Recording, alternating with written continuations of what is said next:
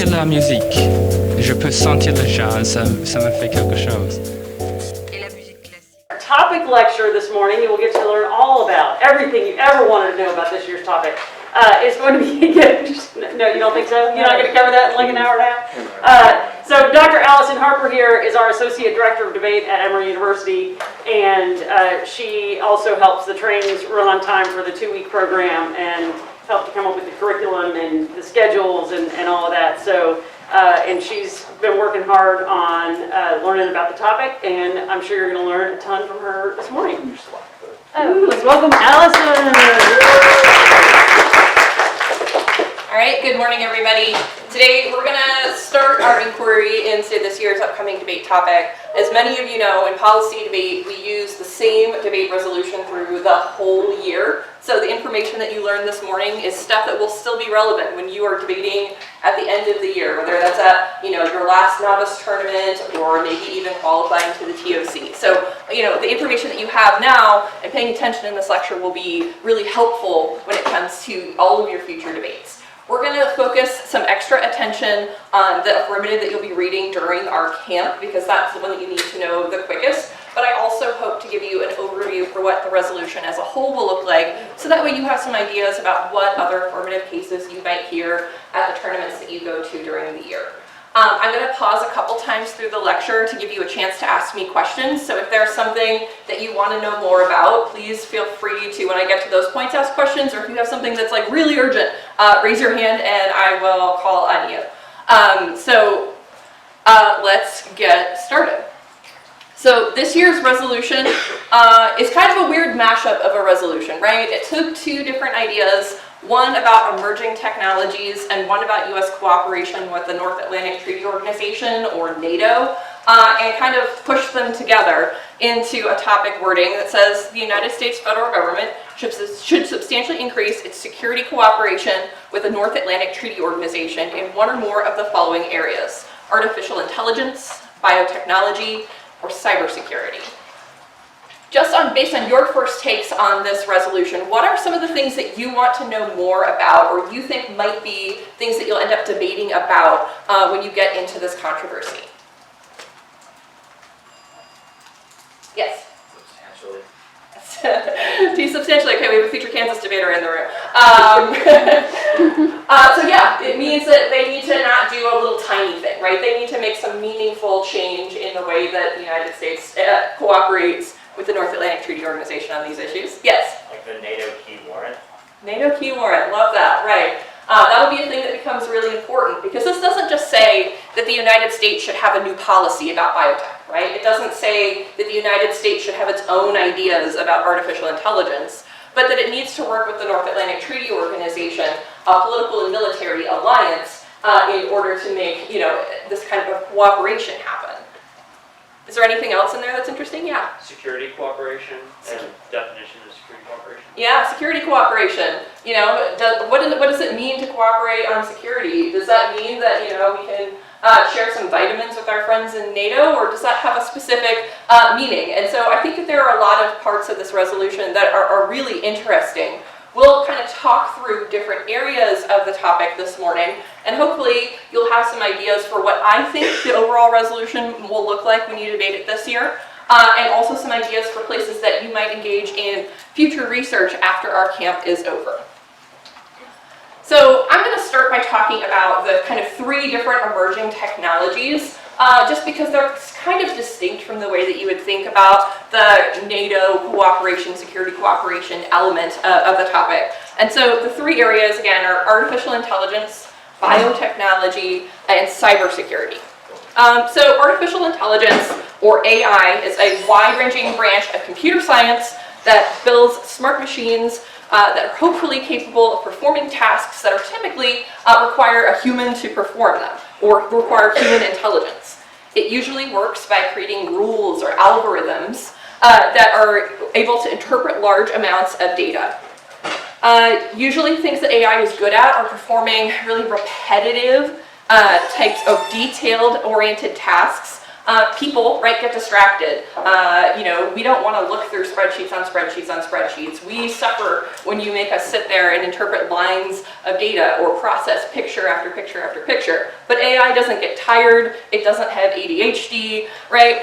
It's able to process large amounts of data faster and more consistently than humans are able to.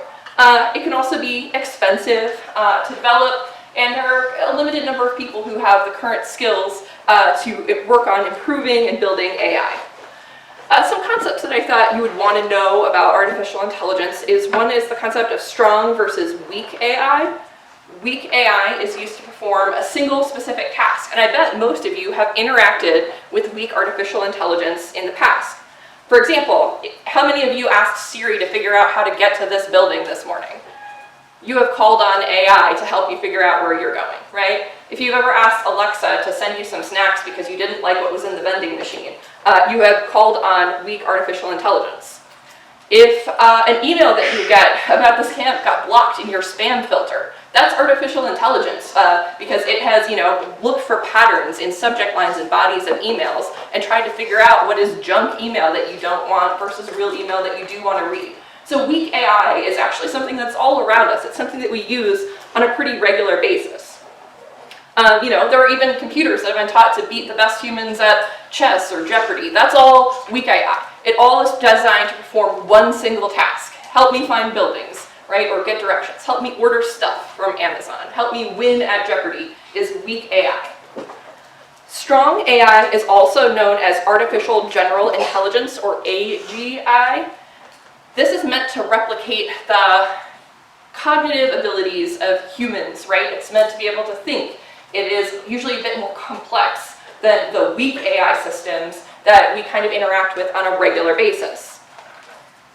So what does this have to do with security cooperation, and why would this be something that we would want to work with NATO on? There are a few different reports that talk about potential military applications of artificial intelligence. For example, the RAND Corporation recently published a book that outlines several ways in which military applications of AI will increase dramatically over the next couple of years. One of those areas is one that is pretty controversial. It's the use of lethal autonomous weapons. These are, AI might be used in varying degrees to make decisions about how the military uses force, right? It might be used to identify targets. It might be the actual decision as to whether a weapon fires at an identified enemy.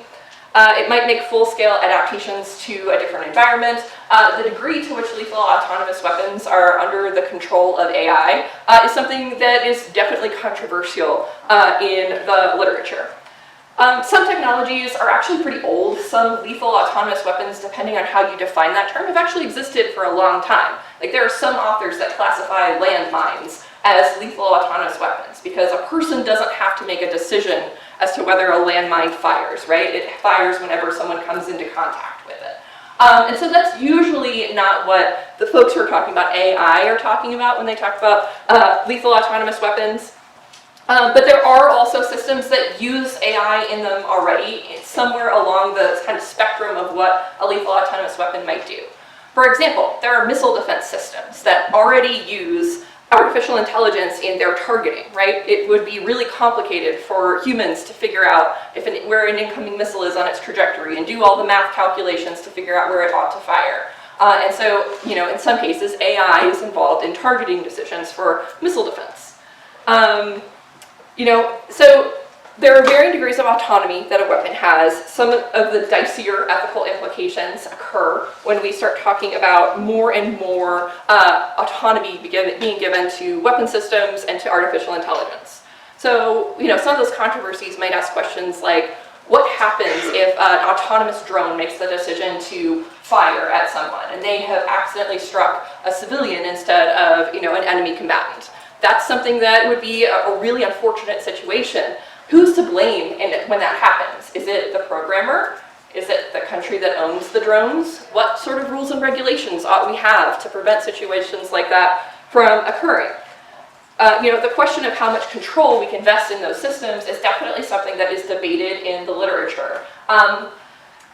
This RAND study suggests that Americans overall support the idea that the US military ought to have some form of artificial intelligence. You know, many Americans think that the US military ought to have the best weapon systems that they possibly can, that we ought to be able to compete on the international arena with other militaries, and that means being able to access contemporary and emerging technologies.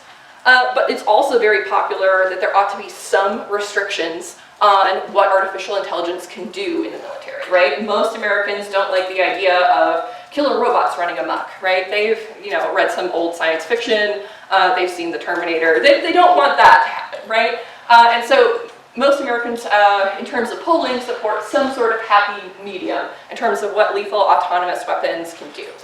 The current US ethical standards suggest that if AI is used in lethal applications, a person has to be involved in the decision making, and they have to be able to kind of look at the programming or look at the algorithm and understand how that targeting decision was made. But this is not a universal standard, right? That's just what the US military does. Other countries right now can come up with their own decisions. There aren't international agreements that are specific to use of artificial intelligence in these. And so some form of cooperation between the United States and its NATO allies could be an area that gets explored by some affirmative cases.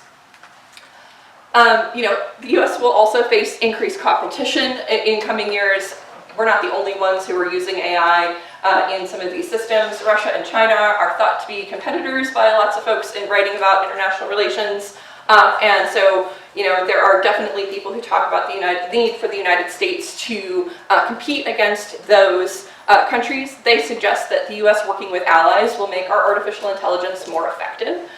So they suggest that in order to compete on the international arena, our NATO allies need to have systems that we have developed together.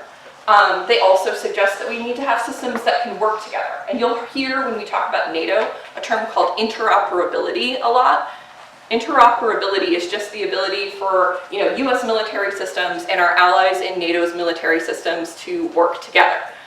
So, you know, we want our different programs to be able to talk to each other. We want our airplanes to be able to use the same parts when we need to, you know, do maintenance on them, or we want to be able to use, you know, the same sorts of systems. Those are all examples of interoperability. And so there's definitely some literature that exists about the need for the United States and its allies, such as NATO, to work together and cooperate on artificial intelligence in order to come up with the best systems that we can for artificial intelligence. So I've talked at you for a minute. What questions do you have for me about just the artificial intelligence component of the topic? Yes? Does NATO have any precedent in dealing with AI? Do we know? Like, has NATO done anything? Like, because I did a little reading, I was like, I couldn't find anything where they had, like, made any... To the best of my knowledge, they do not have a clear, like, AI policy. That does not mean that there hasn't been cooperation on lower level decisions about some of those things. Yeah? Kind of responding, NATO did develop like a framework for AI and materials and like space cooperation. And they've like set up like research groups for it. Like this is in the last year, and they've actually like done anything material with AI, but they have like a framework for working. Yeah. You talk about laws and these like AI controlling weapons. Could AI also be used for like logistics, or does it have other capabilities outside of firing missiles? Oh yeah. AI can be used for all kinds of things. The question is, does cooperating on that stuff count as security cooperation, right? And so I'm not sure because, you know, the term security cooperation has several different definitions, might mean different things in different contexts. And so I could see how doing some form of military logistics could be a form of security cooperation. Something like confidence building measures with our allies, right, might be a form of security cooperation. I tried to pick some, you know, very broad, big picture stuff, because this is not what we're focusing on for our app. Our affirmative is going to be about cybersecurity, so I wanted to kind of like introduce you to some places where there are big controversies. If I were trying to run away from controversies, exploring stuff like, hey, can we get Alexa to deliver our stuff for our military? I'm joking here. Would be, you know, a tiny little affirmative that you might want to explore. But you would need to find reasons why it needs to happen through NATO and why it would be security cooperation. I thought I saw another hand over here. Yeah? Sure. So I just wanted to ask you about like, what are some real world like applications of AI that we've seen in the past? Strong or weak AI? Strong. So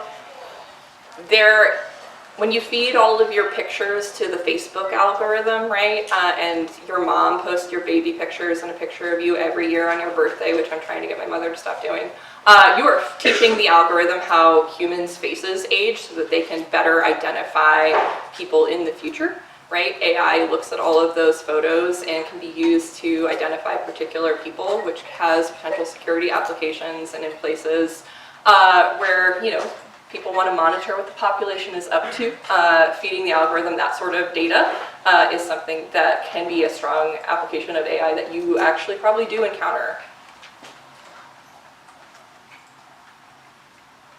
Yeah. I've heard the term AI winters a lot, like when AI development kind of slows down. Based on like what you've read from the RAND Corporation, are we in like a spurt of AI development, or are we kind of slowing down with AI technology?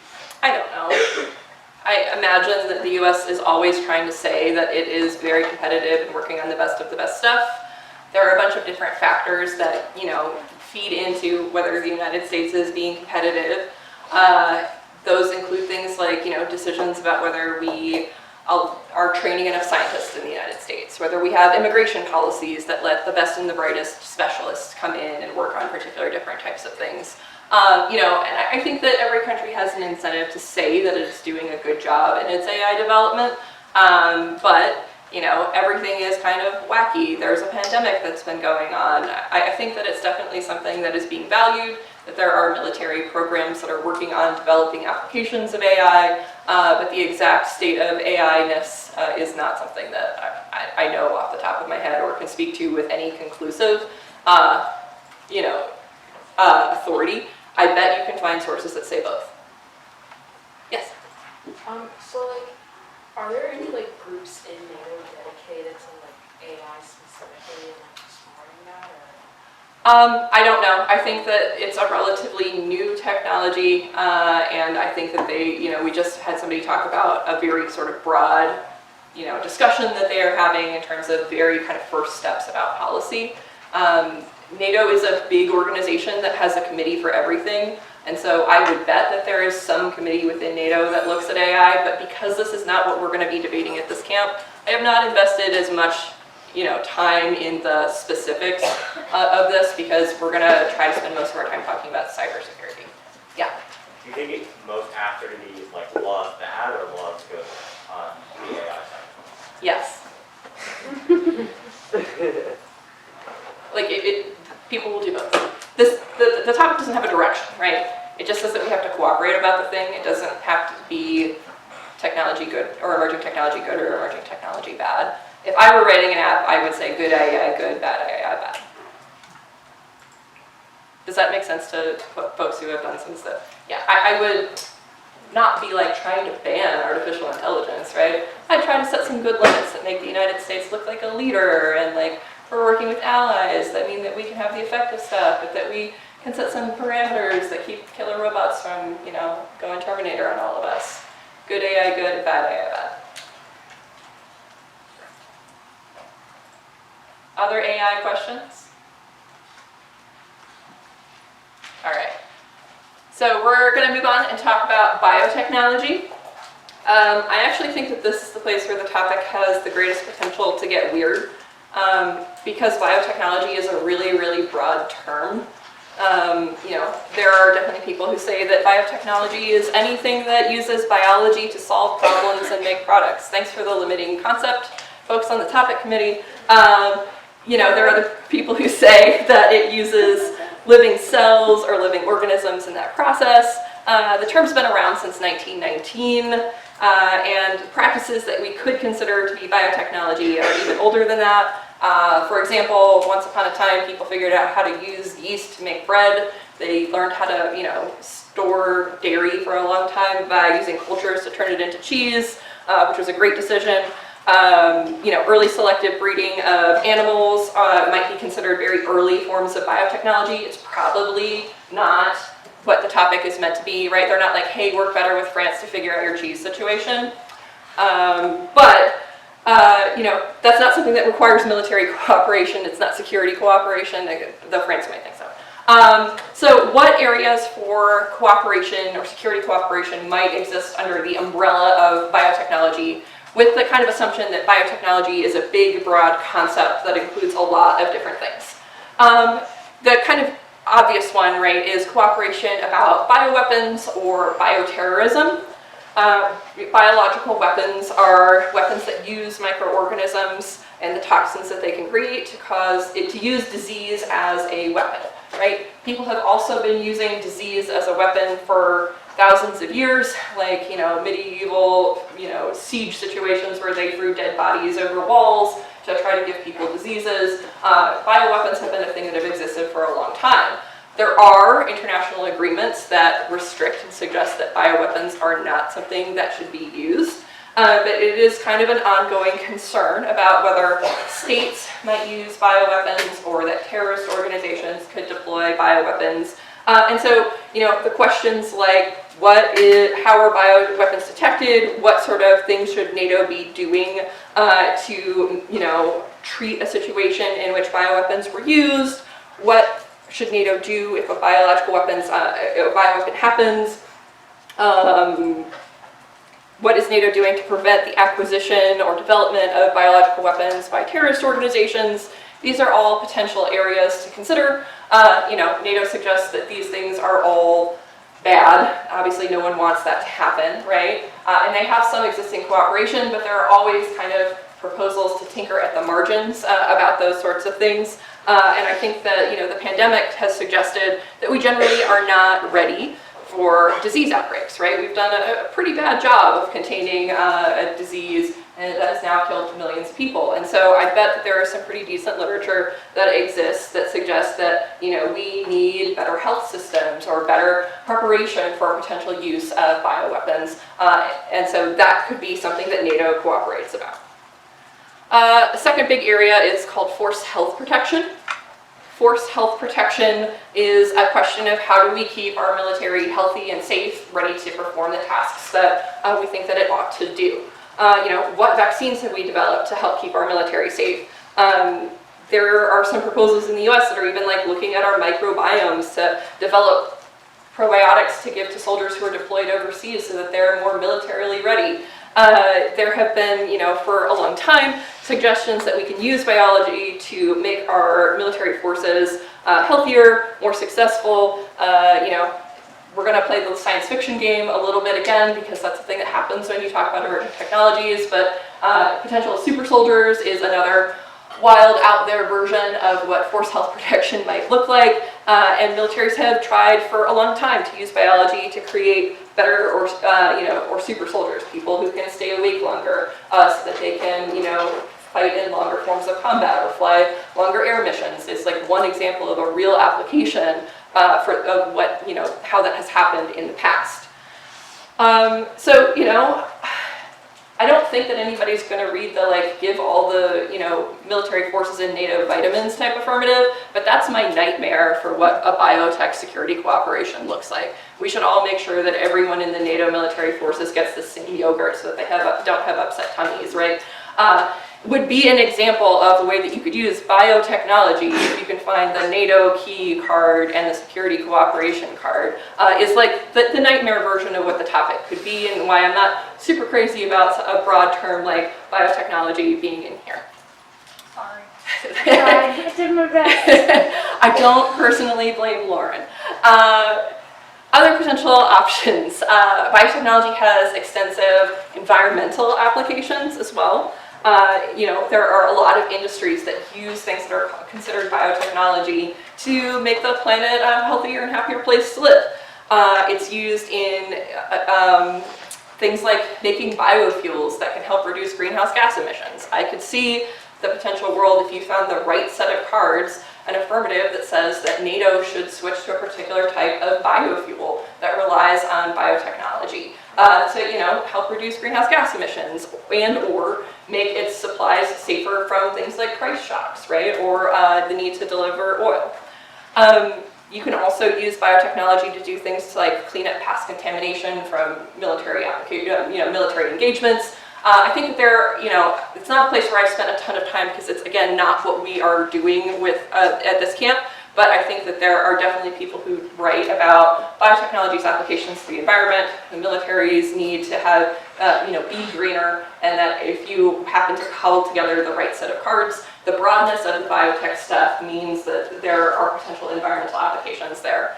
And then last but not least, there are going to be people who say we need to cooperate on all of the things, right? Just like the United States needs to keep up with its adversaries in artificial intelligence. There are people who are going to write the same kind of ideas about biotechnology and its application to these different areas. And so kind of a never-ending theme there. Questions about biotech? Because making vaccines, Yeah. I think that's applicable to security operation. Yeah. If you're in the U.S. military, you have to get vaccinated against smallpox. They're like the only people in the U.S. who have that vaccine. Even did you not just do a general? Do you think it have to be a military applications to be under security cooperation? Great question. I don't know. I think that you could. I think that there's the question of is this thing security, right? And is it cooperation if the United States works with NATO on that particular thing? I think that there would probably be people who would, potentially if you find the cards, right, who would suggest that that's within the realm of plausibly security cooperation. I don't think that the term is so specific that stockpiling vaccines as biodefense definitely sounds like security cooperation as my gut check level. Making sure that our population is resilient against potential bioweapons makes a lot of sense. If we're talking about make everyone get the flu vaccine, maybe not so much, but I definitely think that depending on what you're doing with the vaccines and how you're using them, it's potentially something that could be security cooperation. Yeah. Do you think some variation on fuel, would that be security cooperation? Some sort of encourage biofuel production kind of deal? Set standards for NATO tanks on biofuel use, right? Or the United States should engage in security cooperation with its NATO allies to come up with more effective biofuels for military applications. Sounds plausible, right? I don't know that the cards exist, but it would be something that I'd be interested in looking at, and I know that literature exists on the environmental standards used by NATO. There's a book called Greening the Alliance that is all about environmental policies that NATO has. And most of our European allies, tend to be more interested in reducing greenhouse gas emissions than the US is, so I bet that people would be interested in that cooperation generally. You had a question up here? Oh, yeah. Could you put some sort of mix between biotech and AI with super soldiers with chips in them? Yeah, there's definitely overlap in all of these things, right? Biotech and AI work together in a decent number of places. Just because I'm kind of discussing them separately does not mean that there aren't, all kinds of situations in which those things work together. Likewise, AI probably needs some cybersecurity. We don't only not want the Terminator, but we don't want the Terminator to get hacked. So definitely a decent amount of overlap between all of these things. Great question. Yeah. You mentioned treaties saying that you can't really develop bioweapons. NATO, what if some of the countries in NATO don't follow treaties that other countries do? Who decides does NATO as a whole decide we're going to abide by the treaty and not develop bioweapons, even if members of the organization are they haven't signed that treaty yet, or how does that work? So the CBW has been around for a long time, and almost everyone is a party to that already. There are places where there's disagreement among NATO members about using some weapons of mass destruction. It's usually the United States who is the one leading the iffier parts under international law in that world. The United States hosts some of its tactical nuclear weapons in countries like Turkey, which is questionable under the non-proliferation treaty, right? So it's often the United States who is kind of pushing for more military capability, and other allies, particularly smaller allies in the alliance, who are more interested in abiding by international law. And that has to do with some differences in, what their values are and what they think effective participation in the international system looks like, which if you're really interested in that question, I'm giving an elective on international relations theory tomorrow, which we'll talk about that stuff. So the question is like, I don't think that most of the other NATO members are pushing for the, NATO to use or deploy bioweapons. I think that all NATO members are concerned about the use of bioweapons, and that most of the controversy would be around how to respond or prevent an attack, rather than like building more. Yeah. Okay, so like, would bioterrorists be legally seen the same way that like terrorists are? Like someone who just like bombed a city versus someone who like made the bird flu airborne? So, I mean, those people would both be considered terrorists, right? And I bet lots of countries would do whatever they could to stop them from carrying out attacks, and if they had carried out attacks, either retaliate or punish those particular individuals for those actions. Like terrorism is the use of violence and fear for like a political message, and it's not done by states, right? And so whether, it's somebody using conventional weapons or bioweapons, most states are not a big fan of those decisions because it kills people, it makes them scared, it kind of interferes with the state's ability to do stuff that they want to do. But they might be extra concerned about bioweapons, chemical weapons, particularly because it's really hard to control a biological weapon, right? Like, you can't say some people will get sick and others won't, and so it has the potential to really spread and have wide-scale consequences. You had a question? Yeah, would you say that, making sure that Europe is secure from, like, invasion, like, I'm thinking, like, is, like, a food scarcity, like, we need biotechnology to protect, like, food scarcity in Europe. Do you think that'd be applicable? Yep. So the question is that security cooperation? That, Yeah. Food development and food stuff is definitely in the world of biotech. Can we genetically engineer this thing so that it's safe from the use of diseases that affect crops, which is also a form of a bioweapon, right? It was a question. The issue that I would want to look at there is like, how do I make that security cooperation? Rather than just like, food is good, and genetically engineering is good or bad for food. Yes? Would some variation on like make anthrax harder for terrorists to get the like top bullets here? Potentially, if you can find a reason why NATO needs to do it, right? The big question for a lot of the really out there stuff is, why does NATO need to be the one taking the action? And is this like security cooperation from the United States? Like, I bet every state does not want, terrorists to get anthrax and is probably doing something about that. But if you can find like a solvency advocate who suggests that more cooperation needs to occur through NATO, it's potentially a thing. All right, biotech, it's big, but you gotta find NATO reasons. Okay, so cybersecurity is the thing that you will be debating about during the course of this camp. I think that this will be kind of the default affirmative that most camps produce, some sort of affirmative that talks about NATO's policies regarding cybersecurity. You will also, in your labs, either today or tomorrow, get access to the affirmative case in the 1AC, and so you'll have the evidence that we have to support this particular affirmative. So if there's something that you want to know more about, you'll have plenty of time to kind of talk about both sides of this affirmative case in your lab with your lab leaders to read through the evidence, and you'll get a supporting set of evidence for kind of both sides here. The essential question of this area is, how should NATO/NATO member states prevent and or respond to a cyber attack, right? How can NATO prevent cyber attacks, and if cyber attacks occur, how should they respond to those attacks? Cyber attacks can do a lot of different types of harm, right? They can target military systems and mess up targeting. I made a joke about like hacked Terminators, but if you are talking about military guidance systems, that can be really unpleasant. If you could spoof incoming missiles, you could cause a lot of countries to risk retaliation to a strike that's not happening. They can also undermine, civilian systems like the electrical grid, like your ability to get clean water, other essential infrastructure like that. It can target banks and financial services to undermine sanctions. They can spread disinformation and voting systems in order to undermine democracy in the United States and abroad. In fact, that's an area in which cyber attacks have happened and affect NATO. So, in 2014, Russia is believed to have sought to undermine an election in Ukraine by tinkering with their voting. There are also cyber attacks on the NATO member Estonia in 2014, and that kind of required NATO to think more carefully about what its cybersecurity policies ought to be.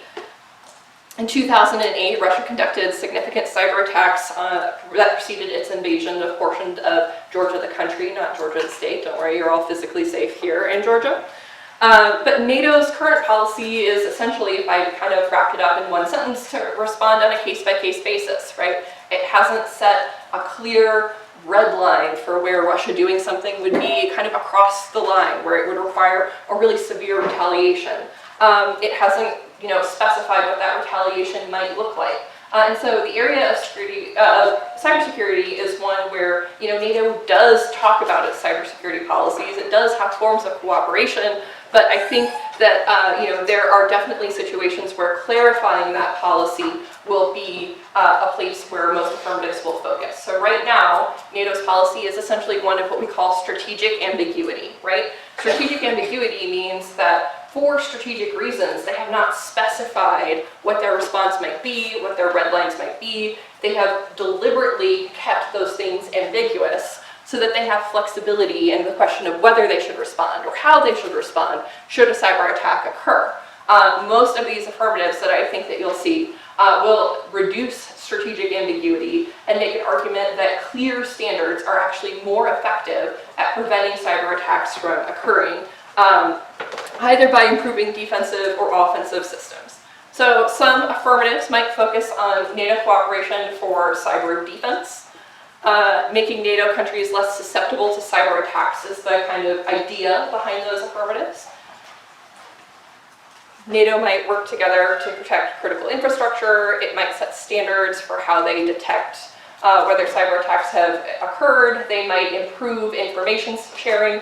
All of those things are things that kind of happen to some degree in NATO now, but if you found solvency advocates who suggested improving cooperation on a defensive strategy, those could be affirmative cases. Others will talk about offense. This is the concept of deterrence. Some of you have debated a couple of different topics. Could any of you explain what the concept of deterrence is, or what deterrence means? Yeah. Try to, without force, try to convince the other person not to attack you because your retaliation would be so costly that it would make any attack. Yeah, that's a really good explanation, right? Deterrence is the idea that you stop someone from doing something that you don't want them to do by making it really costly for them to do so, right? Like you make sure that there are consequences if they carry out that particular policy. So this is something that we use in our real life, like if I don't do my homework, I'm going to get grounded. Might be my mom trying to deter me from not doing my homework by saying that there would be severe consequences for disobeying the rules, right? Is a kind of practical example of deterrence. In nuclear weapons, we have the concept of deterrence, right, and mutually assured destruction, that two nuclear states wouldn't attack each other because they know that the other state would respond with nuclear weapons, and that would be really bad for the first state that started stuff, right? People believe that has worked relatively well. An offensive kind of cyber operations, an offensive posture is one that would apply the concept of deterrence to cyberspace. This is the idea that we would stop cyber attacks by making sure that potential attackers know that there would be a serious and severe response if cyber attacks were to occur in the future.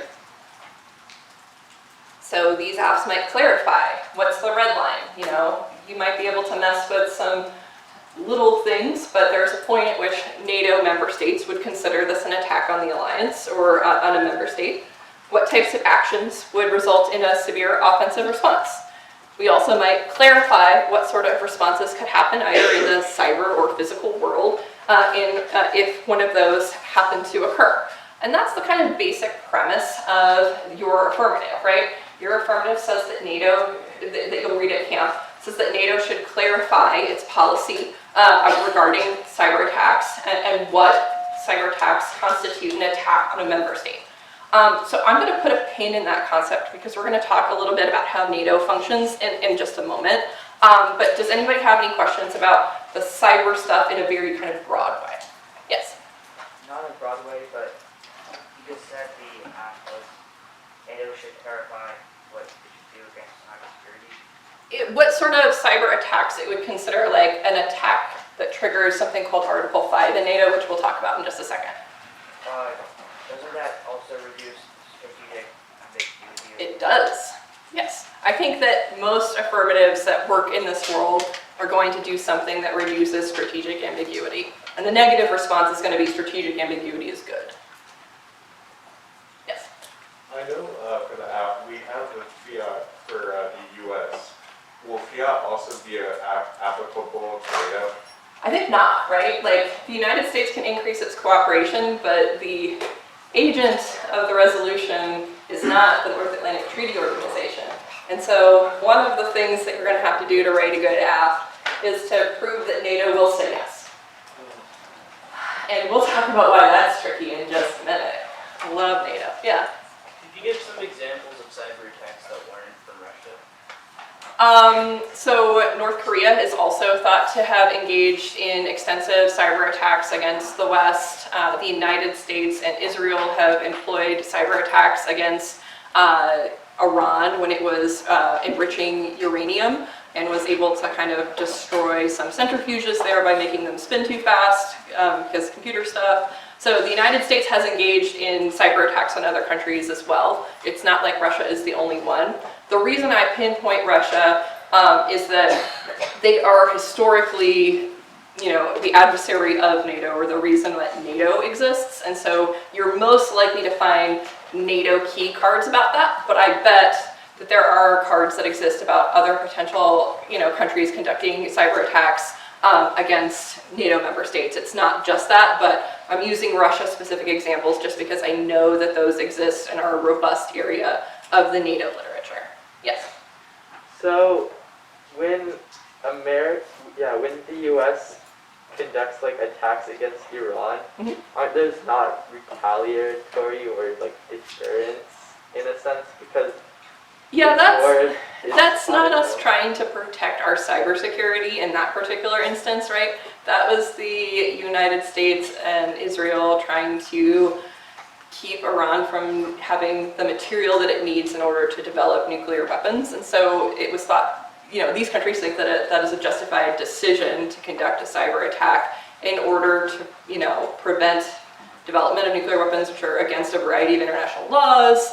And that the alternatives would be worse, right? Like, if you can stop a centrifuge from working from thousands of miles away without having to do airstrikes or anything like that, that might be a preferable choice. But I would not consider that to be, cybersecurity by the United States. The question is, what was Iran's cybersecurity to prevent attacks like that from happening?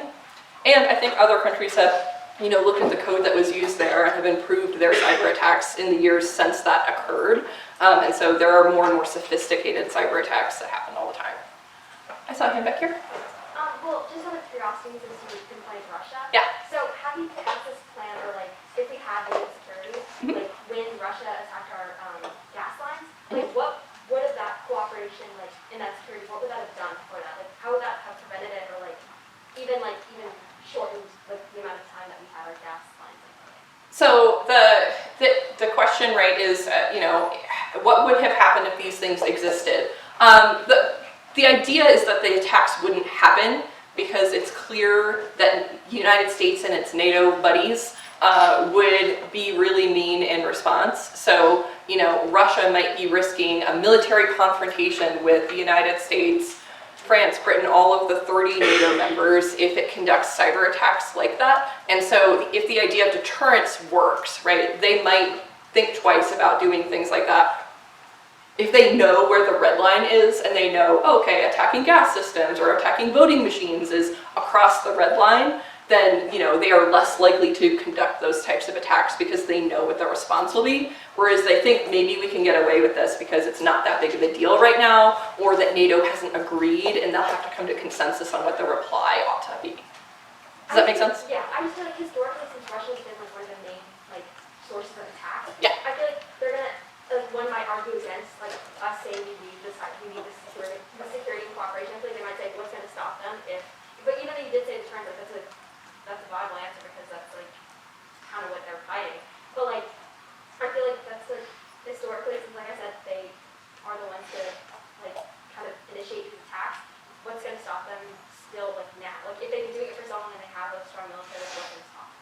Yeah, I mean, there's definitely a negative argument to say that this would not work, right? There is disagreement about cybersecurity experts and like security experts about what an effective response ought to look like. And so strategic ambiguity, good, bad, nothing can stop them. Can we figure out who actually did the attack, right, is a question called attribution. Can we attribute this attack to a particular state? One of the techniques that Russia has done when talking about, I gave those examples about Georgia and Estonia, they've said, oh, that's not us. That might be people in Russia who are doing that, but it's not our government that's doing that, right? And so there are questions there about whether you can control what states do in regards to cybersecurity in some of those ways. And so those are all like negative arguments that I think exists in the negative packet for case debating. I have like 2 questions. Sure. Would some variation on like trained U.S. hackers be possible? I don't know why NATO has to do that. Okay. And then the second question I had to ask was like, do you think like Portugal actually like send troops to invade Russia, like because like Poland like got a like electric grid got taken there? Great question.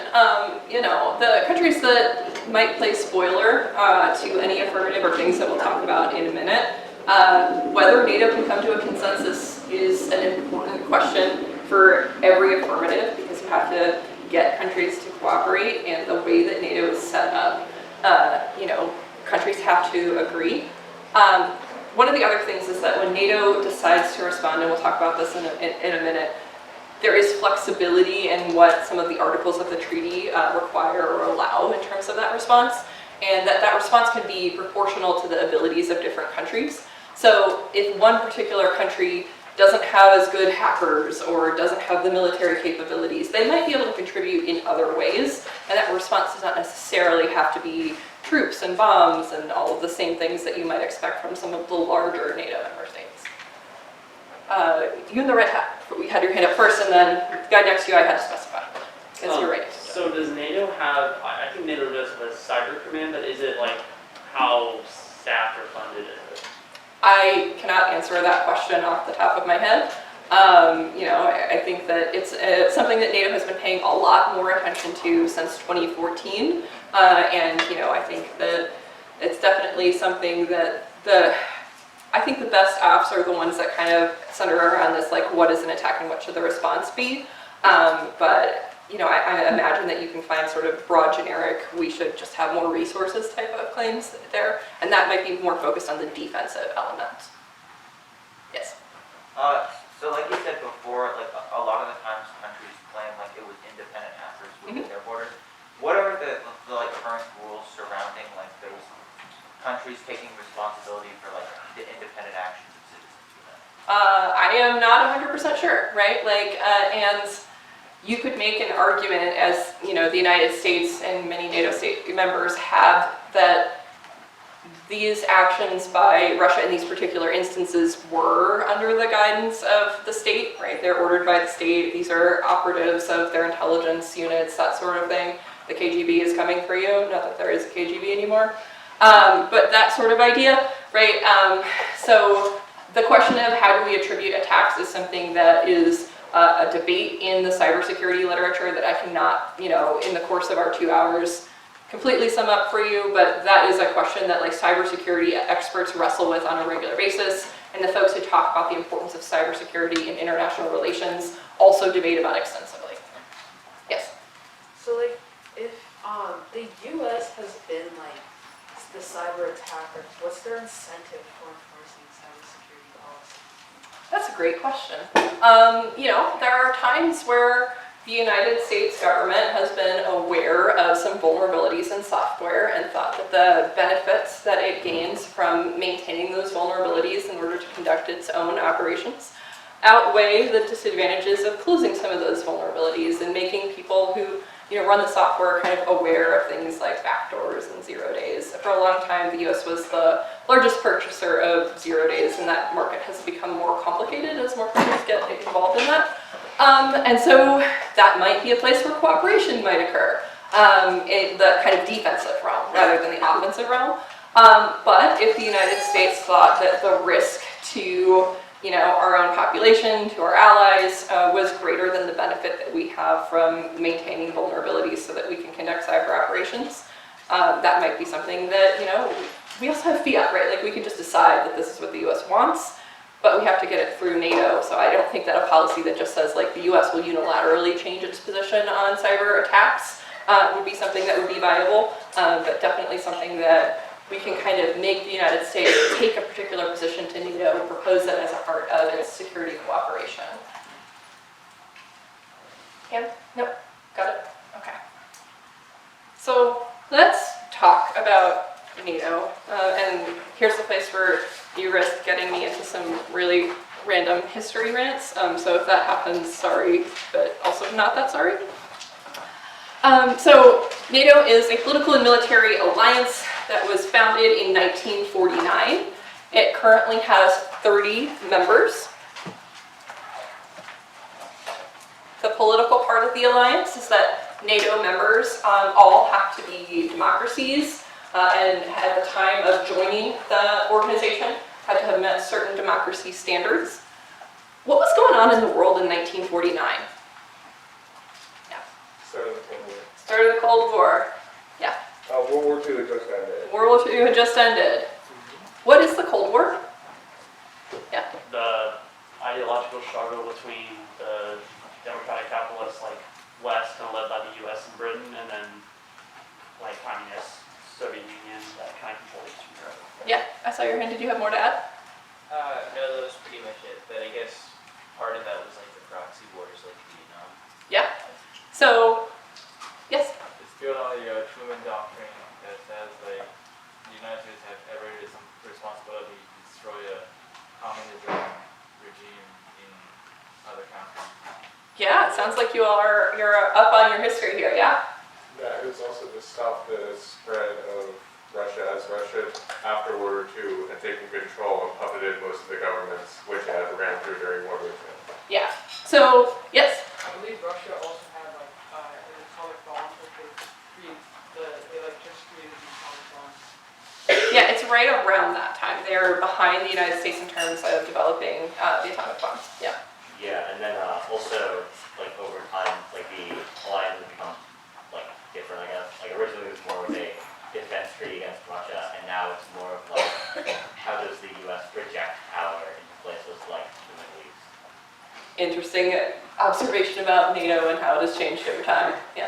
I guess we would say that usually in the Cold War is in the arms race that kind of fizzled out after the evolution of the Soviet Union. Yeah. The end of the Cold War is thought to happen early 90s, 1991-ish. The Soviet Union falls apart. If you're a big Ronald Reagan fan, you might think that he has a lot to do with that. If you're not a big Ronald Reagan fan, you probably think some economic policies in the Soviet Union and some bad choices had a lot to do with that. Okay, the Cold War, right, it happens after the end of World War II. In World War II, there are 4 major countries that are allies, right? The United States, Great Britain, France, and the Soviet Union. We now refer to the Soviet Union as Russia, but Russia is just one of the states that makes up the overall Soviet Union. Those 4 countries are fighting against the Axis powers, Germany, Italy, and some others. Germany has invaded most of Europe, right? They have invaded Poland, which ticked off the Soviet Union. They had previously made an agreement about how they might both mess with Poland. And large parts of Eastern and Western Europe have kind of fallen under Germany's control during World War II. We all know that the Allies won that conflict, and most of the countries that were liberated from Nazi Germany by the Soviet Union during that period were rebuilt by the Soviet Union with communism as their economic system, and they tended to have more totalitarian governments like the Soviet Union did. And so NATO, when it's formed in 1949 by the parts of Europe that are liberated by the United States, Great Britain, and or France, and are territories that are tried to be rebuilt by those countries to the extent possible, tend to have democratic and capitalist political and economic systems at that time. And so NATO is an organization that attempts to form an alliance among those Western European powers that are after World War II are taken over or liberated by the United States, France, and Great Britain.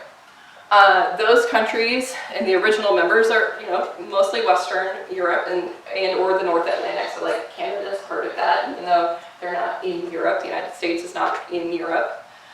But so you have the North Atlantic Treaty Organization, and the Soviet Union also has a bunch of allies, right? Not only are there several countries, not just Russia, that are part of the Soviet Union prior to that point, but they also formed the Warsaw Pact among the countries that they have liberated and that have adopted communism as their economic system.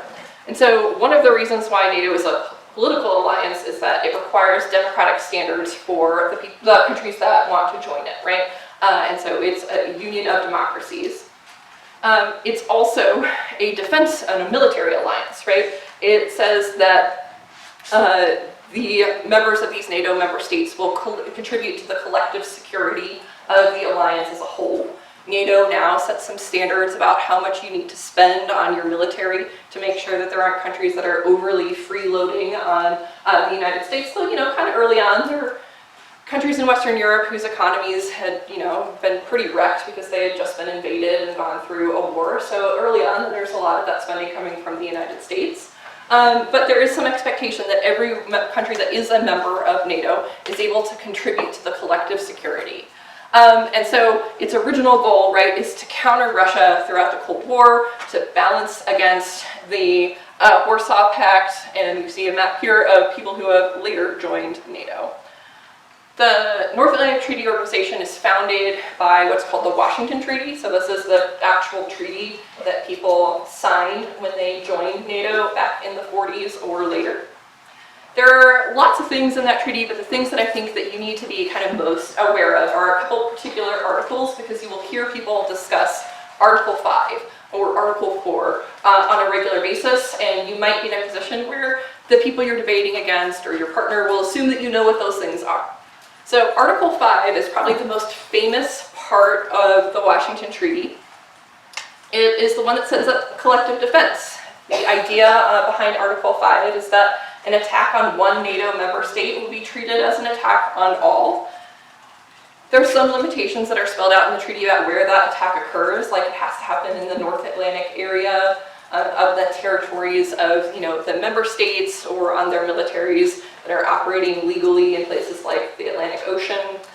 But for the most part, an attack on one NATO member state is treated as an attack on all. The response that NATO deems appropriate, is one that is open to some flexibility, right? If Article 5 is invoked by one of the members of NATO and they say, oh gosh, Russia has invaded me, right? There is some, NATO can deem different types of responses appropriate. That does not necessarily have to be a military response. So, if a NATO member were invaded by Russia, it's possible that that response might be something like military sanctions or diplomatic actions against that particular country.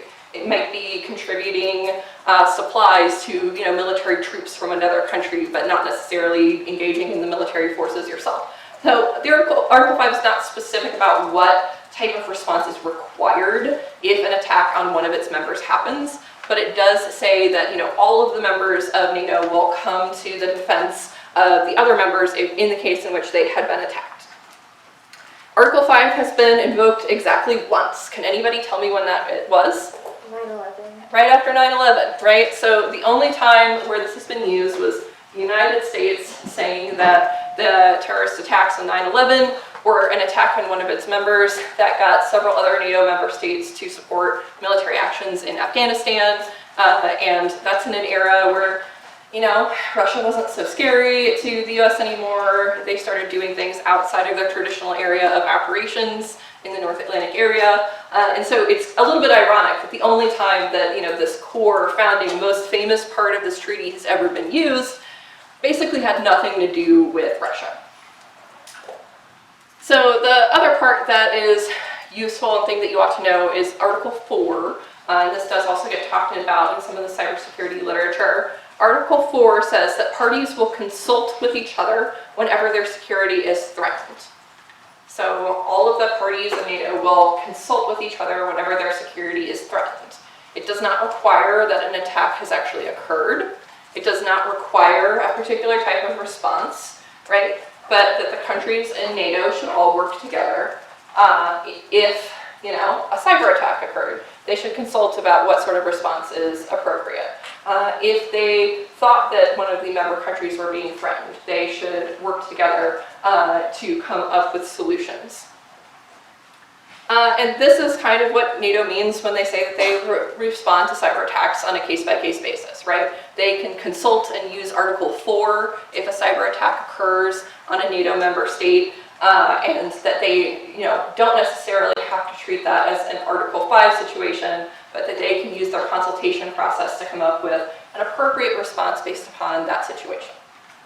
The affirmative that you all will be reading will say that we should clarify situations in which cyber attacks become Article 5 issues of the North Atlantic Treaty, right? That we should figure out which situations in which NATO should deem a cyber attack as an attack on one and invoke that collective security agreement in the Washington Treaty. The last kind of important thing that you should know about how NATO works in the Washington Treaty is that NATO is a consensus-based organization. And somebody asked a question about this earlier. But NATO basically doesn't do anything unless all of the members can come to an agreement, right? All of the members of NATO have to vote yes. Any particular member can vote no, and it essentially works as a veto. They can block new policies for the organization. They can block new members from joining the organization. So that consensus process, that consultation process requires universal agreement among NATO members, which can make different types of new policy changes really complicated and hard to do. And that's a potential stumbling block that affirmatives might face just based upon the nature of trying to cooperate with NATO. Yes? Doesn't NATO have a rule that they can, one country can agree to disagree, but it can still be passed through to the other nations? Countries can always abstain, right? But if the United States wanted to vote no, it can block NATO from doing anything, basically, right? If somebody wants to say an active no, they can stop all kinds of effective NATO policies. Yes? So basically it creates 30 unique voters that can all have different issues that would be able to block any. Yep. Fun stuff. Yes? You mentioned that Article 5 is limited, invoking Article 5 is limited to when an attack occurs in the North Atlantic area. For cyberspace, would that mean that the cyber attack has to affect something or someone in the North Atlantic area? That's a great question. You might be clarifying what it means, where a cyber attack is, right? That is a question that is currently ambiguous. The treaty text says that things that happen in the southern hemisphere are not protected under the treaty. So the question of where is cyberspace, where did the attack occur, is an ambiguous question that is one of the reasons why right now it's not an auto Article 5 question, but one that if NATO came to a consensus about what they mean, might be one of the things that happens in the process of determining that something does invoke Article 5. Yes? If Poland invokes Article 5, yes, and then Hungary decides it doesn't want to declare war on Russia, but every other country wants to, could every other country declare war on Russia under the treaty, or no? So Article 5 is a collective defense, one where we decide that an attack on one is an attack on all. I imagine that if Poland attempted to invoke Article 5 and we had agreed on what an Article 5 violation is and someone is clearly a NATO member, I bet the rest of the organization would probably still come to that country's defense even if somebody kind of slow-rolled it. And part of that, right, is that there isn't a particular response that's required. So Hungary might be like, we said that was me and that's our Article 5 response. And we don't need to send troops or we don't need to retaliate in the same way. And so that ambiguity in what the response needs to be is something that can attempt to accommodate those differences. in those situations. Otherwise, if there's a disagreement, they would be talking about this being an Article 4 kind of situation. There have been times where like Turkey has suggested that if it got into a shooting conflict in Syria, that could be a situation in which they would invoke Article 5. That happens to be outside of the territory of any of the NATO member states, and so typically one would think that that is not an Article 5 situation, but would be an Article 4 situation because they deem that the treaty text and how Article 5 is supposed to apply does not work there. Turkey did not like that kind of response, but there have been situations in which there's been discussion about whether Article 5 might be invoked and what the appropriate response might be. Yes? So as a hegemon, do you think like the U.S. has enough influence to change countries' minds when it comes to votes, or like could you argue that because the U.S. wants to do something, they'll convince other states to vote in their favor? Great question. I don't know. That's an evidence question, right? I think that the United States has a good bit of influence within NATO. These are countries that have typically wanted to be our ally, but that more recent developments suggest that not every NATO member is willing to fall in line the way that they might have 30 years ago. And so I think that we'll get to a moment where we're going to talk about some important people and countries. There are situations in which that's a debatable solvency question. Yes? Okay, so in the UN, there are smaller organizations like the Security Council that give some countries more power than others. Is it like that in NATO, or is every country equal? Every country's equal. Everybody gets to veto. Everyone's on the Security Council. Great question. Yes? So since they only act when things happen in the northern hemisphere, if one of the countries has a territory in the southern hemisphere, what happens? Like if it's attacked or something? They might still ask their allies to help them out, but it would not necessarily invoke Article 5. Okay. If they had territories that are outside of the geographic scope of the treaty. Yes? I have two questions. Yeah. So the first one is an Article 5 response, would that just be an easy way into a third world war? Because if it's one for all, or and then my second question is that what if two countries that are both in NATO start keeping each other? What if they have So past NATO members have had beef. Greece and Turkey don't like each other very much. They have disagreements over an island called Cyprus in the Mediterranean. And even a year or two ago, they were having disagreements about the rates to natural gas and stuff that are affected by where you think the borders on Cyprus between Greek Cyprus and Turkish Cyprus are. Big mess. And so those countries have fought with each other. There are parts of the NATO treaty that suggest that member states should try to work out their differences peacefully. And so that's kind of a different question.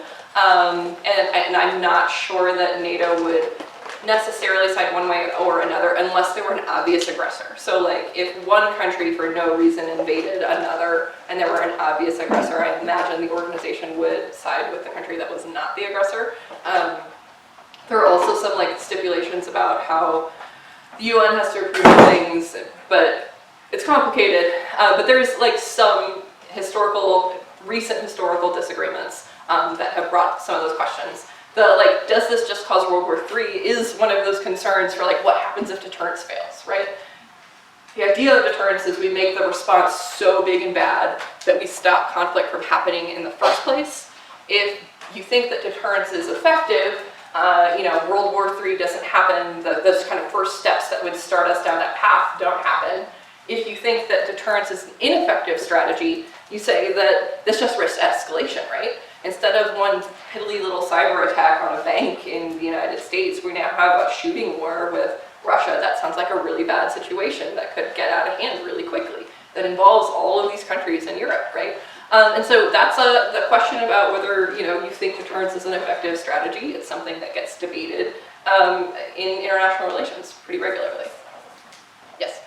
Could a member leave NATO if they disagree with the position? Members may leave NATO. It is questionable whether a member can be kicked out of NATO, but countries can definitely leave. The way that you leave NATO is by submitting articles of denunciation to the United States, which is weird if the United States were the one who would want to leave. And then you're still bound by the terms of the treaty for 18 months or so. So it's not like immediately I'm out, I'm not gonna play. And it has an extended period for that reason. They don't want somebody to be like, ooh, we started a war, bye. But if a country is like, I don't want to do this anymore, they are allowed to leave. And there are people who write about whether some current NATO member states ought to leave on their own accord. Some have at times threatened to leave on their own accord. And then there is a question about whether some states that may not be meeting their treaty obligations could be kicked out. Yes? So like, what kind of circumstances would have to happen for a country to get kicked out of NATO? I'm not sure that it's legally allowed. That's a question mark. But NATO does have standards about how much a country is supposed to spend on its military. Very few countries actually meet that standard.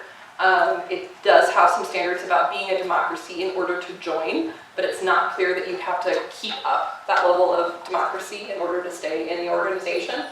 And so there is not a clear standard for kicking someone out. That is a debate that exists in the literature as to whether that's possible and also whether that would be a good idea.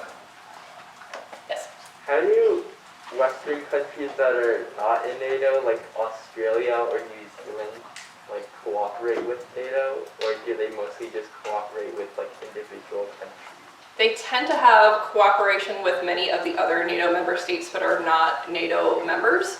And so there are things like Five Eyes, which is an intelligence sharing service that exists between largely English-speaking countries. Australia and New Zealand tend to have either bilateral or multilateral agreements with other countries that the United States is an ally with and are party to other alliances, but they are not members of NATO. They tend to share a decent number of values and goals of NATO, but they are not in the North Atlantic area. Yes?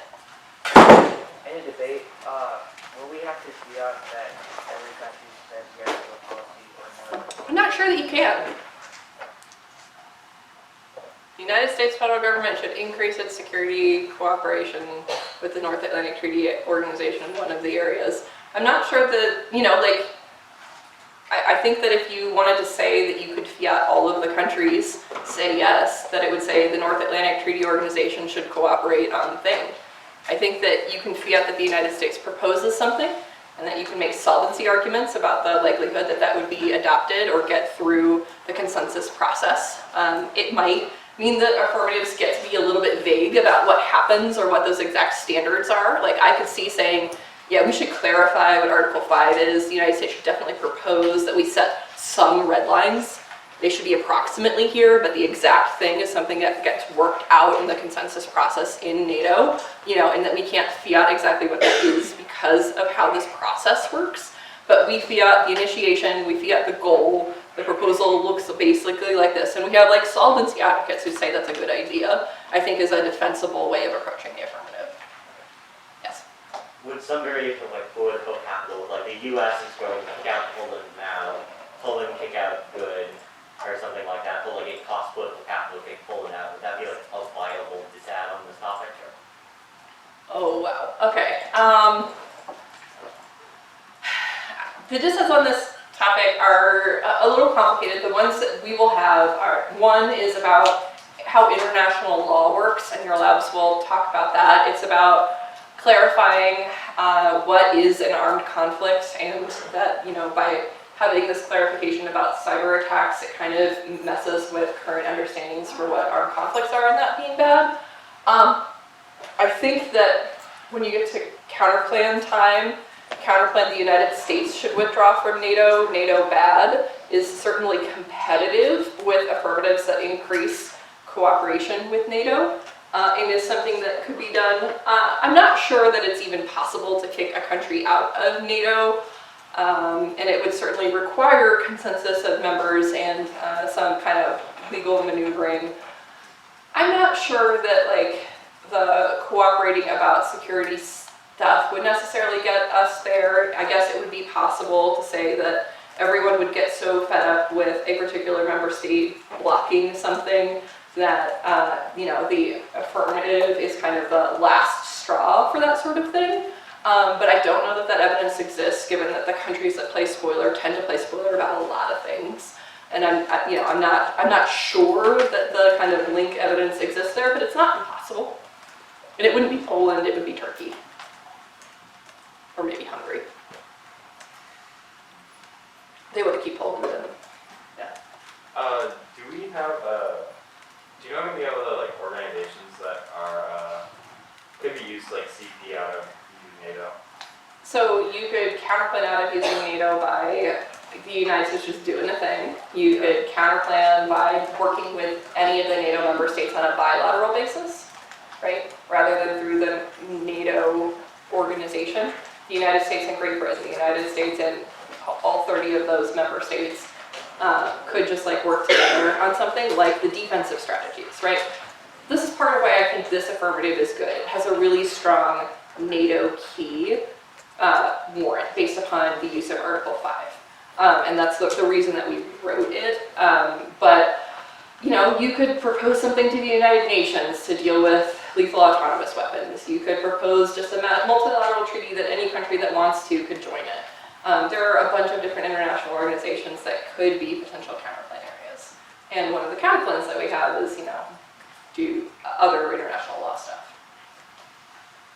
Yes? How does NATO cooperate with the European Union and other European defense organizations? So there's some overlap in concept between NATO and the European Union and various European defense organizations. Le jazz, c'est pour le corps.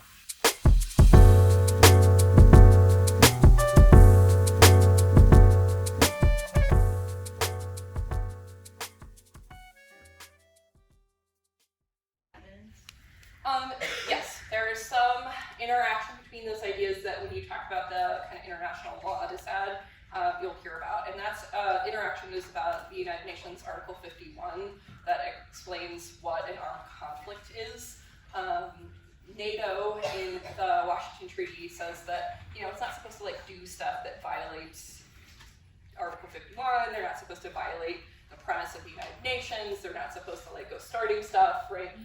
Those sorts of ideas. And so if NATO were to clarify what a conflict is in a way that is inconsistent with what the United Nations thinks a conflict is, that would be messy. But we'll get to that one more on DISAD Day. All right, this is awesome. Let's talk a little bit more about, I'm gonna skip some of this stuff because it would be me giving you weird history lessons. We can circle back to this if you're interested, and why does Russia care about some of that stuff. But let's talk about people you should know. So, we've mostly had really pretty slides here. Now we've got some grumpy looking folks on our screen. The first guy here is Vladimir Putin. Can anybody tell me who he is? Yeah. He's the president of Russia. Vladimir Putin is the current president of Russia. He's on his 4th term as president. He's held political leadership in a variety of important roles since 1999 in Russia. Yes? I was going to say also, is he basically a dictator in all the name? He is definitely somebody who has moved Russia away from democratization efforts. He's somebody who has a reputation for silencing or attempting to silence political dissidents, possibly including, attempting to have them killed when they're abroad, which is not great. He is a former member of the KGB, and, overall his administration is associated with some corruption, some, concentration of power among elites and oligarchs. The United States is not super fond of this guy right now. So, people you should know include Vladimir Putin. Why do we care about him? Yeah. He's kind of like a chief enemy of NATO right now. He's actively invading a NATO prospect member, and threatening to nuke NATO. Yeah, so I guess we should go back here, right? Why does Russia care? That includes stuff like there is, historic tension between NATO, which was founded to counter the Warsaw Pact and what the Soviet Union was doing. For a long time, the purpose of that organization was to, keep Russia out. And so, Russia has had a lot of concerns about NATO increasing its activity, increasing its mission, trying to act in different areas because of those historic Cold War tensions. So, right now, Russia is engaged in a conflict in Ukraine. Ukraine is a country that has at times considered and taken some steps in the general direction of NATO membership. Remember that to join NATO, a country has to demonstrate that it's met certain democratic standards. It has to meet certain military spending standards. And then there is a formal process that a country has to go through where they work towards membership and eventually are voted on by all members of the organization. There is a bit of a conflict about NATO expansion.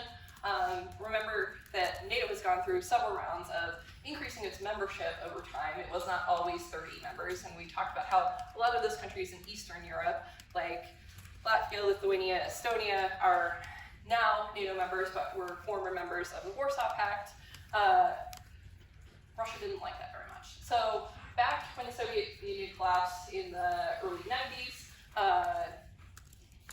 there were some discussions between the emerging Russian president, Boris Yeltsin, and US presidents and NATO member state heads about what the future of NATO looked like. There are some people in Russia who believe that they were promised that NATO would not expand too far to the east, that they would not incorporate former Soviet territories, that they would not be including Warsaw Pact members. And then in the late 1990s, like 1999, you start seeing increasing in NATO membership to include some of those states. The NATO members in the United States think that they, did not make that promise to not expand, that changes in the organization would not necessarily view Russia as an enemy, but one that would incorporate these countries into collective security that would make Europe overall a more peaceful place. In fact, there were people in the 1990s who were arguing that Russia should be invited to join NATO. So there's some disagreement about what that communication was, what that communication means in terms of promises regarding NATO expansion. So two of the countries that Russia has invaded, Georgia in 2008 and Ukraine just recently, are countries that have at times considered joining NATO. Why do you think that Russia would dislike that? Yes? Well, first of all, I was gonna ask, Sure. Is it kind of unfair for Russia to claim that it's NATO expansionism if the countries are joining willingly? So they think that these countries are in what's called their sphere of influence, right? That countries that they have ties to and that were part of, a union of socialist states at some point. There are even historical moments where Ukraine was part of the Russian Empire back when it had emperors and czars and whatnot. Ukraine has been owned by a bunch of different countries. Parts of it have been part of the Polish-Lithuanian Empire at some point. Parts of it have been owned by the Ottoman Empire. Parts of it have been owned by, part of it was a province of Russia, even though it's a country that has its own language, its own religion, it has distinctions in its culture from Russian culture. There are definitely times where, for a long period of time, Russia has considered at least parts of the Ukrainian territory to be under its control. You'll also see that during the Cold War, Russia moved a large number of ethnic Russians into several Warsaw State members and members of the USSR. And so, depending on how you interpret some historical events, you might think that Russia deliberately caused a famine that killed about 6 to 8 million people in Ukraine in the early 1930s, pre-World War World War II. And there was another great big famine in Ukraine that happened right during the period of the Bolshevik Revolution.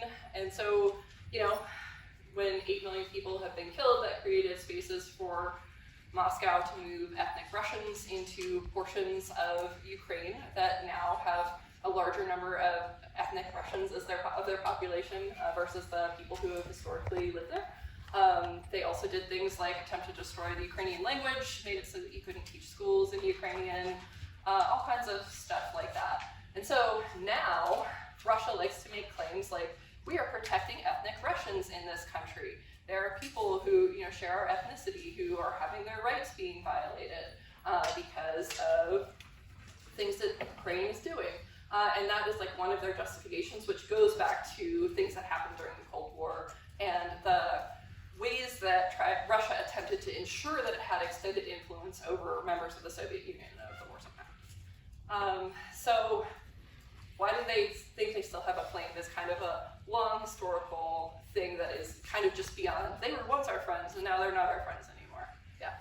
But anyway, yeah, so the other thing, your question you said about how they, why would they run for data?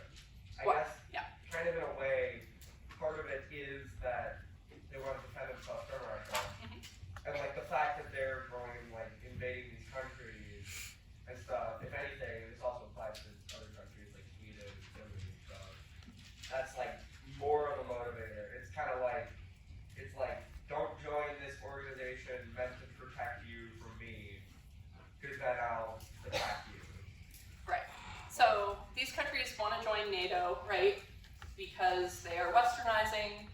Sometimes they see the relationship between joining NATO as a military alliance and the EU as an economic alliance, as kind of joint ways of reforming their economy, political systems after the end of the Cold War, that they do see Russia as a potential threat, right? Like some of these countries, or parts of those countries' populations, were not like willingly part of the Soviet Union, but happened to be liberated by the USSR at the end of World War II. Some of these countries had, violent protests over the periods of the Cold War. Sometimes they had revolutions to, break free from the Soviet Union. So there is like political difference in these countries and their histories with Russia. Some of them see Russia more hostile than others.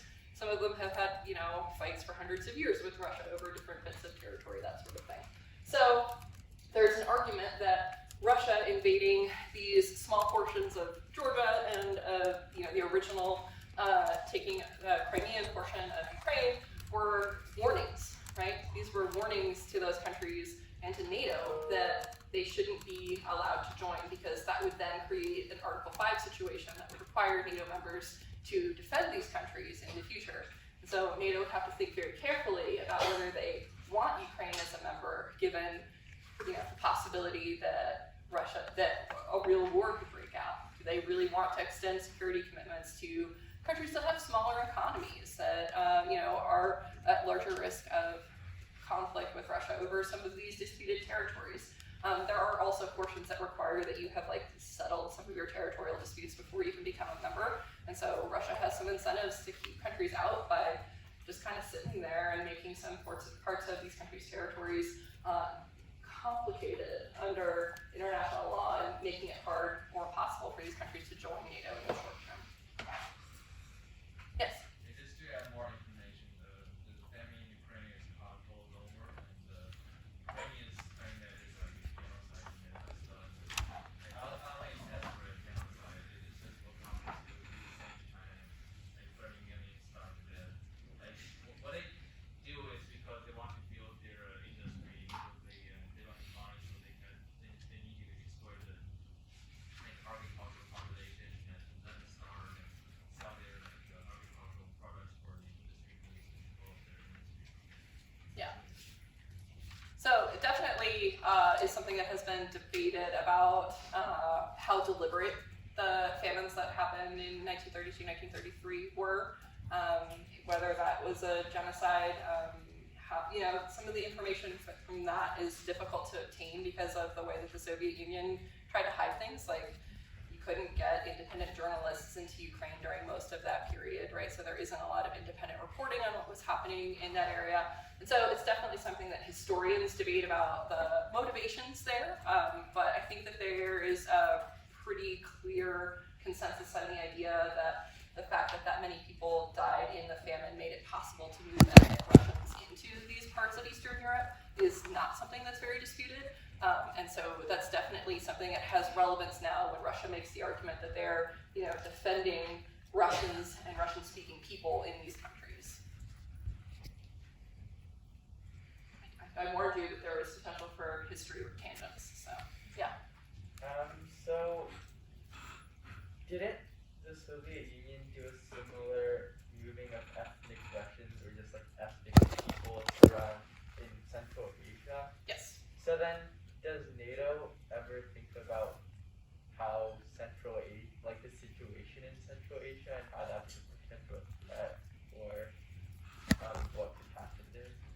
So I think that there was definitely a moment in like the mid '90s where like NATO was like keen to expand to anybody who wanted to join, basically.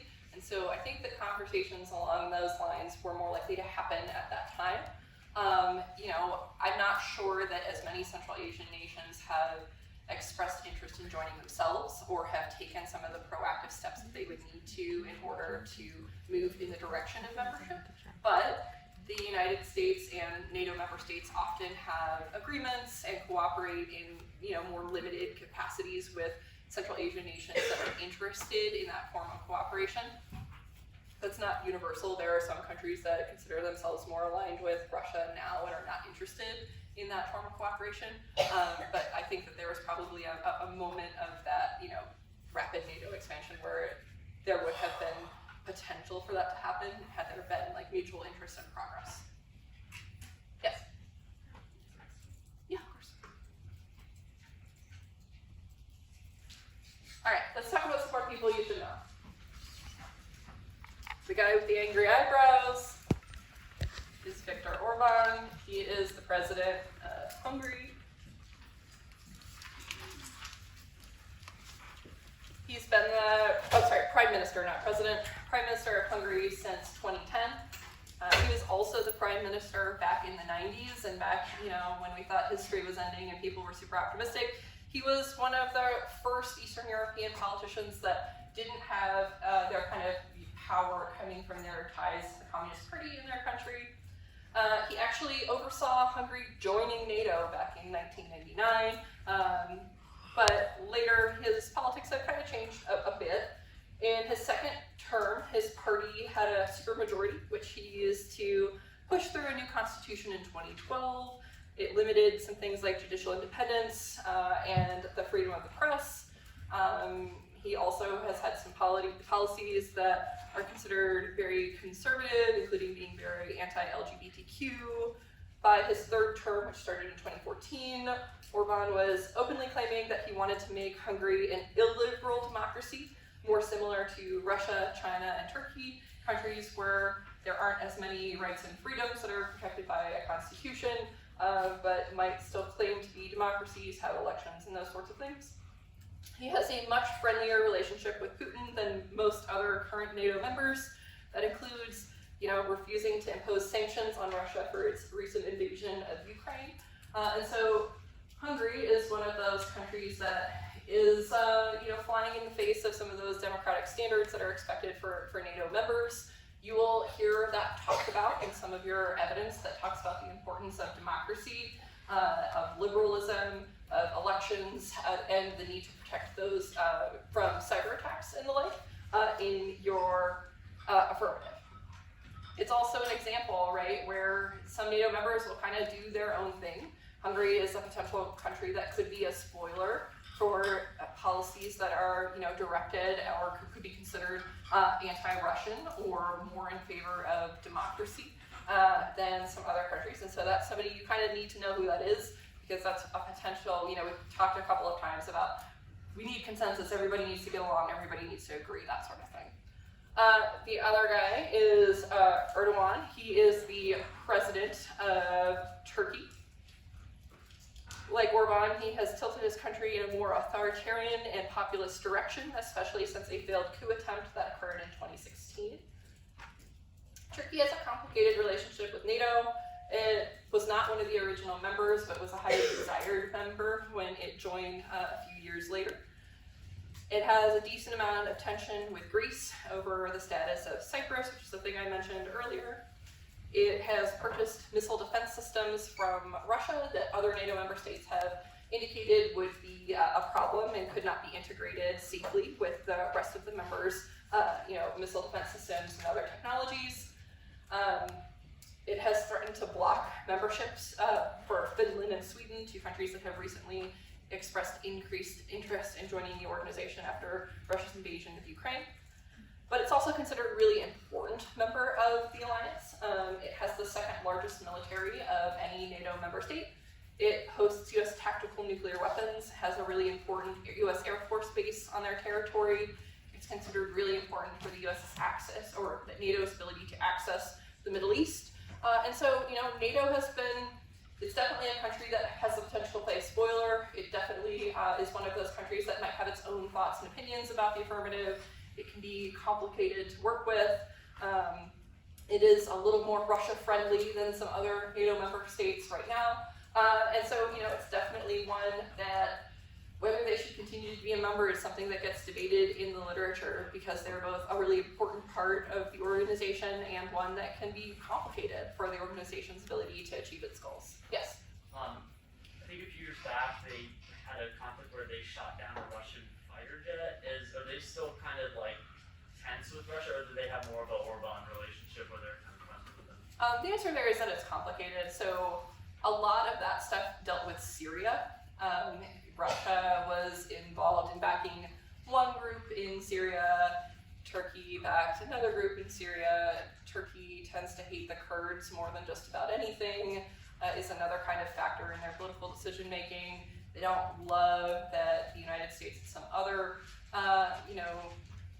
NATO members were supporting Kurdish people in the Syria conflict. That was a complicated situation, and one that was definitely kind of shows that Turkey is not just like on one side or another, but is kind of more playing both sides. It has some conflicts with Russia. I think most of the Syria situation has simmered down, and so I think the odds of a shooting conflict between Turkey and Russia anytime in the near future is pretty limited. But that's kind of what that was about. They tend to get mad at the United States for like not declaring the Kurds terrorists. That is another kind of situation where Turkey sometimes expresses that they feel that NATO doesn't always work for them. Like they have expressed interest in invoking collective self-defense and Article 4 cooperation in some situations that has not been supported by other members of the organization.